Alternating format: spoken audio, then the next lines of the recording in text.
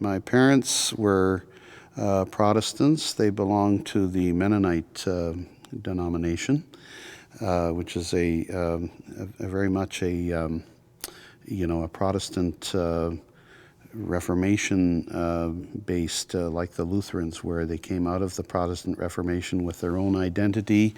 Very much a group that believed in trying to maintain the separation between church and state, and they lived a very private life, almost in a sense. And there are still many, of course, Mennonite denominations existing today, some which are much more conservative than others.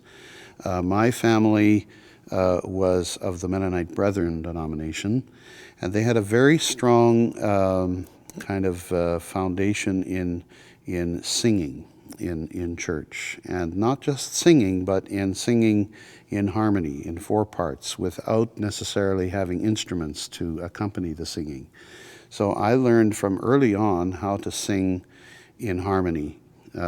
My first experience was being a boy soprano in the church choir, and then eventually my voice lowered and I became an alto, and then when my voice changed I sang tenor for about 4 or 5 years in high school, and now I'm a baritone. So I think I've learned to sing all four parts at some time in my life.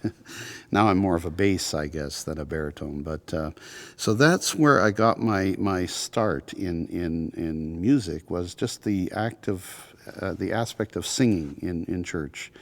And then my parents also encouraged me to study instruments. The first instrument I received was a trumpet or a cornet. I started working on that, but then about the same time, my parents also bought a piano.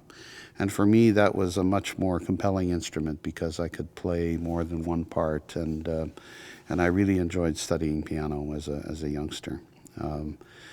The contact with the church continued, of course, through my growing up years. And then I attended a Mennonite high school in Clearbrook, British Columbia, which had a very strong choral program. And I learned a lot about choral music and vocal music at that school.